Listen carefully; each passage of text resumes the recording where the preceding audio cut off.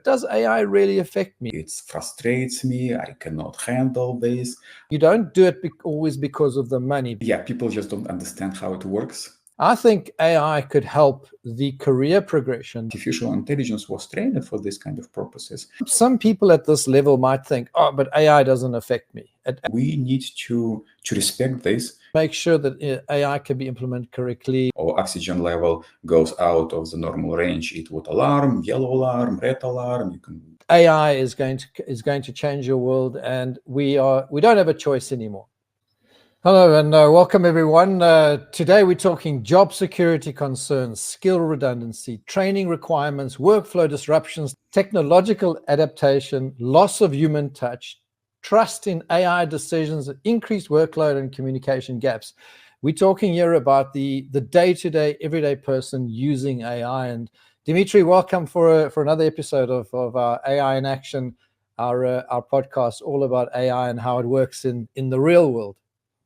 Hi, Dudley. How are you doing?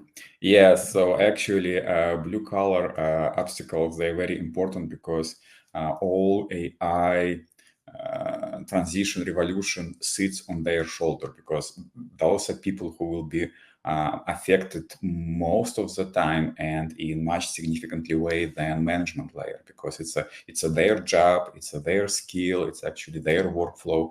That's exactly what they're gonna touch, right? And obviously they have a lot of concerns, specifically what you talked about, job security. Obviously they're afraid that their jobs will be taken by AI automation, right? Or some skills that they have and they value, and actually very, very valuable in this world, especially in the healthcare, like nurses, like some other stuff, administrative stuff. They're afraid that it's not going to be needed anymore, so it's going to be redundant at some point, right? And another piece that, well, I mean, that's actually not being afraid. It's, I guess, being a little bit lazy and being in the comfortable zone. They don't want to have additional training, because moving to artificial intelligence environment needs a significant change of skills, significant change of understanding. It's a different role, different position, different set of responsibilities, and very few people actually quite comfortable moving in this direction, especially as you age. I mean, that's all typical human, average human, I guess, resistance, right? Nothing new about this. Another one which kind of touches this comfort zone is a workflow disruption, because they used to do it this way, specific way. This is my way. Anything else is just wrong. It frustrates me. I cannot handle this. I get tired. It's a mental breakdown. And obviously AI will make some changes, because we shouldn't remember that's actually kind of architectural solution aspect.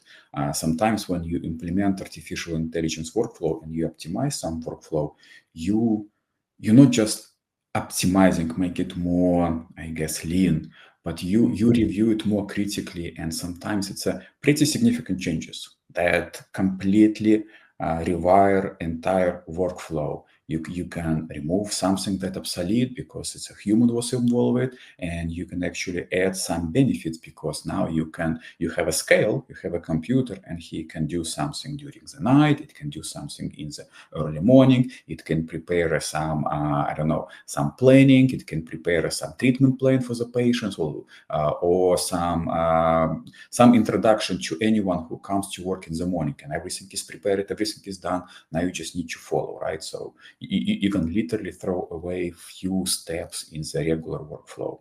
So that's kind of also, especially if people used to do it for many years, sometimes for decades, it's a kind of a lot of to ask to make some changes, right? And kind of the same technology adaptation. Again, it's not comfortable. Some people have a hard time working with the smartphones. Again, as you age, you kind of resistant for the new technologies. You have hard time understanding nuances. You are not learning as quickly as a young generation, right? So again, it's because we have such a wide range of people age-wise in this area, and if they used to work in one specific, again, it's pretty much the same issue all over. It's just from the different angles. People don't want to change. People want to work this way. They don't want to learn. They don't want to have different workflows. They don't want to learn some new technology. They just don't want because of the reluctance, I guess, to some extent. Another piece, which to some extent is actually valid, it's a human touch, especially in the healthcare. Human touch is very important, right? I mean, people need a good word. People need actually a physical touch sometimes to feel comfortable, to be comforted, to have some nice word, just to be reassurance before, I don't know, surgery, before some procedures. And you just cannot do it from the human, from the artificial intelligence standpoint. Yes, you can make it kind of simulate a human voice. It will be face on the video and it will look realistic and everything else, but it's still not human. And I think we are, well, I cannot say far away from something more advanced that we have right now, but it's still not human. You know that it's not human, and that makes a huge difference. And I guess in kind of jumping ahead of next section, which is how you handle this, we must tell everybody, artificial intelligence is not replacement. It's a complementary to what people are doing in their working environment. It's an improvement of their environment. It's an improvement of the patient care. It's a reduction of some repetitive task that actually brought people into this reluctant state that they don't want to change. Because if you do something automatically for decades, it's actually what's this word? Oh, I forgot this word. It's actually a word that describes that people actually getting into state and they cannot get out of this state. It's a institutionalized. Yes, that's actually, we both have problem with pronunciation. So that's actually a good word that you can use for this kind of state. And people are getting there, unfortunately, right? Trust in artificial intelligence decision, you touched this one. Yeah, people just don't understand how it works, because for them it just magically produces some results. It's magically decide that you need to go in this direction or this decision needs to be made. We kind of touched this conversation, we kind of touched this topic previously during our discussion about management and other conversation. I guess that's a part of the training where people get at least basic training for artificial intelligence, and they have at least general understanding how we work. Because to be frank, sometimes when we work with other human people, we don't understand why they make such decisions. Sometimes we think, why? What's wrong with you? It's so wrong, right? And I guess we, to some extent, understand how people think, how they make decision, and we at least can question this decision. We have a framework to work within those decisions and kind of handle it. Again, as long as you understand what is AI, how it works, and AI, by the way, sometimes, as we discussed, it makes wrong decision. And if people know how to question those decisions, if people know how to even escalate this decision is wrong and it needs to be rolled back or other decision needs to be made, that's actually will empower them. That's actually one of the good solutions we have implemented in multiple places, empowering people through making sure they participate in those decisions, and they actually can override a decision of the AI, or at least question those decisions and discuss those decisions. So that's actually a good instrument to handle such cases, right? Communication gaps. Well, unfortunately, unfortunately, sometimes in the places where AI is implemented, this transition is not properly implemented, and a lot of people are left out of the conversation, of the implementation, of the rolling out processes, and they feel that they are not part of this big picture. They are part of this revolution, and because they feel it this way, obviously they do not participate. They're reluctant to accept new ideas. They don't want to make training. They just quit, to be frank.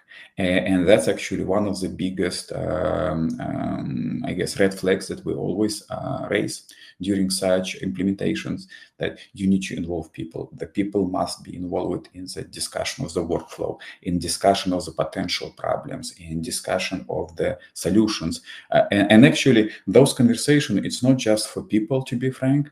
Those conversations are extremely useful for implementing, because they know better than anyone else what kind of workflows. And actually, from our experience, a couple times we would have procedures for workflows given by the management team, how this workflow needs to be implemented. But when we talk to people who actually are working with those procedures, we learn that they do not follow them exactly. They have their own hacks, they have their own, sometimes cutting the corners, sometimes improving those procedures, right? I mean, it's all within tolerance, nothing big, but those ideas actually already gives you the path to the optimization. Because I mean, if you just stick to these procedures, it means you already made a step back. You are not using the insights that people who are actually implementing those procedures. They know weaknesses of those procedures. They know benefits of those procedures, and they will point you. They will give you immediately ideas in which direction to optimize, what needs to be removed, what is excessive, what is redundant. That's actually extremely valuable information for system development.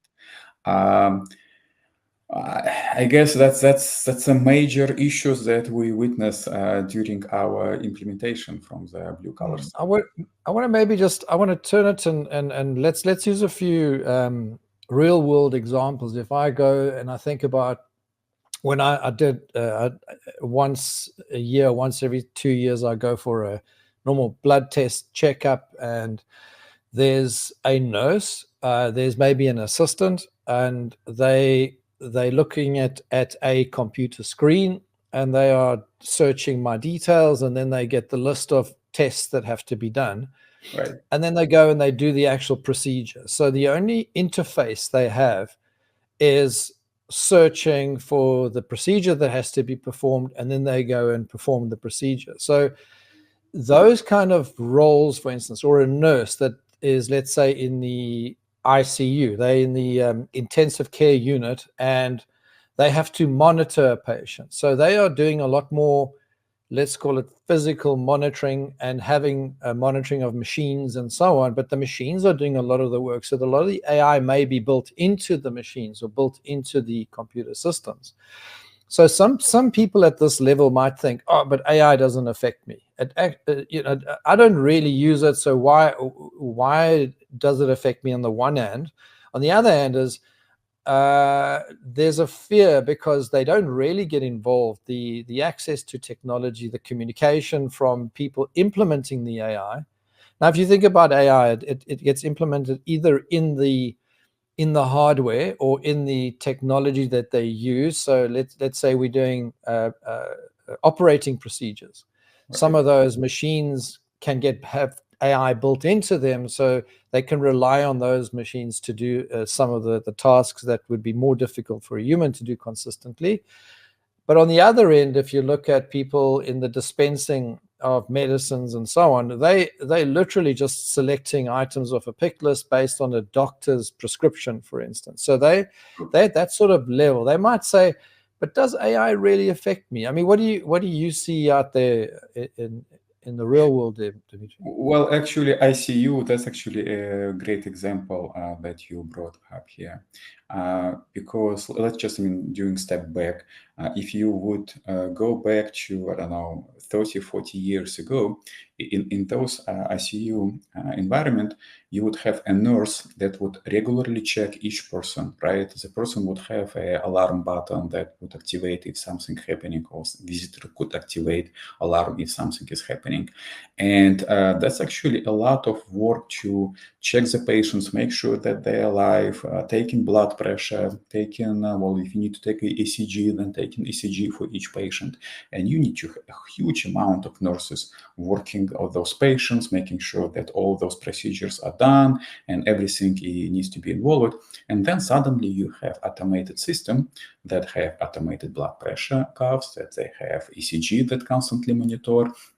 You have a central monitoring unit that actually have all videos for the patients, all blood pressure, ECG information. You have alarm system. If your some metrics like ECG or blood pressure or oxygen level goes out of the normal range, it would alarm, yellow alarm, red alarm. You can, I mean, configure everything like this. And now one nurse can monitor the entire section. She doesn't need to run around. She doesn't need to do the blood pressure, standing, making sure. She does it in the comfort of her chair. So it's a very similar solution that what we see with artificial intelligence. It's just another level of scale, another level of bringing higher care to patients and providing actually more comfortable environment to the nurses, to the doctors. They have information in front of them. They have decisions in front of them, actually. They have suggestions from the artificial intelligence. Right now, like several systems, for example, that were involved was about patient movement on the bed. So the system would be able to deduce what kind of state the patient is in. Is he sleeping? Is he active? Does he have some kind of seizure? Does he have something this or something that? And artificial intelligence was trained for this kind of purposes. And the nurse would receive immediate status of all patients about their activities in the room. So like another layer of on top of the ECG, well, because like blood pressure, it's not like constant. It actually take pause and then does measurement, and something can happen in the middle, especially if it's a critical patient. So I guess people just don't realize that it does improve not just patient life and make sure that the patient care has the highest standards and better outcome, but it actually takes care about hospital workers, about providers, about everything, making their life easier, decisions easier to make, more reliable, actually more objective, based on some objective information, and removing all this ambiguity and removing running around, double checking, and thinking what's the next. So it's a revolution, and we're gonna move in this direction. There is no other option. Yeah, and I want to maybe add something. If I take my aunt had a very long career. She's now she must be in her 80s now, and she started off as a nurse and ended up being a matron, which is sort of the most senior position in nursing that you can get. She'd worked at hospitals across the US, Canada, even in Africa, some of the large state hospitals where they have literally hundreds and hundreds of, or even thousands of patients. Some of those institutions are huge. One of the things that I will never forget about hers was her, for me, the life care, healthcare, that sort of industry has more of a calling to it. So it's like you don't do it always because of the money, because you do it because you got a passion for healthcare, looking after patients, that sort of thing. And if I recall, my aunt was always driven to learn more, help more, find ways of improving the comfort levels, the dispensing of the correct medicines, all the way through to supporting practitioners in their roles. And she was constantly learning. I think AI could help the career progression, the knowledge sharing, the accumulation of intellectual property that sits in particular highly experienced individuals. And as they age and move out of the system, a lot of that knowledge leaves with them. And I see a massive opportunity for healthcare organizations to start collecting that information, to start building out these, let's call it databases of information, but that's easily accessible using simple chat, simple access and search methods with AI, and be able to collate and pull together information. I don't know what you think about that as an application. That's actually a very good example, and I frankly, I cannot add more to this. The only thing I guess I would add to the three topics we had about obstacles in the healthcare is, well, we kind of painted everything in the black tones, that it's difficult to implement and a lot of resistance, a lot of obstacles. It's not actually, it's not that many. It just, they do exist. And as you Dudley brought a good example, people do want to learn. They love their job. They went to the healthcare industry not because of money, but because they believe they're doing proper work, proper activity. That's their life. They want to dedicate their life to these activities, right? And all these obstacles that we have discussed so far, well, I mean, we covered pretty much everything. It's not, people shouldn't use those obstacles as a signal that no, it's a very hard way to get into the healthcare using artificial intelligence solution. The only suggestion I would use those lists that we have covered, or this and previous two podcasts, as a risk management strategy, risk management implementation. Those obstacles need to be covered in those risk management processes, because those problems, they are there, they do exist, not as big as we kind of implied over those sessions, but they do exist. They need to be taken care of. Risk mitigation steps needs to be taken care of. Some recommendation needs to be taken care of, just to make everybody life easier. Because as you said, Dudley, people go there because they want to dedicate their life to the healthcare, and frankly, we need to respect this, and we need to help them to move with artificial intelligence. So they would use their dedication just on another level, and we need to provide this support. And that's I always trying to teach my guys and teach the clients that that's the only way. That's the only way to grow. And it's a multiplier effect, and I think that's a great way to end the three podcast series we've dealt with, focusing on obstacles to adopt AI in healthcare. And I think we ended up on a quite a positive note then, and I quite like that. So let's just wrap it up. So we touched on the executive office. We spoke about strategic alignment, cost management, regulatory compliance, change management, data governance, etc. Even things like risk management, we spoke about that. Stakeholder engagements, scalability and integration. We spoke about ethical considerations and even just evaluating AI performance at the executive level. Then we went into middle management, and we said they have to the implementation oversight. They have to make sure that AI can be implemented correctly. We look at staff training and adoption, workflow integration, performance monitoring, etc., and even compliance and ethics and change management as well, because middle managers are dealing with that. Quality control, because they've got to monitor that. And today we covered the sort of, I would say, the not the lower level employee, but the person that does the actual, let's call it the trench kind of work, the work, the people that are in the trenches doing the do, and not just doing the think, if you like. They're doing the do. So and these kind of people, I think, are the ones that will benefit the most, although they might have less access to the technology. But I think job security is going to improve. Things like skill redundancy, some of the workflow skills might reduce, but the ability to fulfill their passions there might be so many more opportunities for them to fulfill that. Training requirements in terms of training people. Imagine some youngster coming into the healthcare industry. It's huge. It's Right. such a lot to learn, and I think it will help them overcome a lot of their personal, let's say, fears and obstacles and so on, and it'll really help them learn and develop their careers a lot quicker maybe than reading endless amounts of books, doing a lot of research across papers and that. There's the loss of human touch. I don't think so. I think it's going to enhance, and I love what you said there, where you said it's really an enablement, it's an enhancement tool for people out in doing the day-to-day work.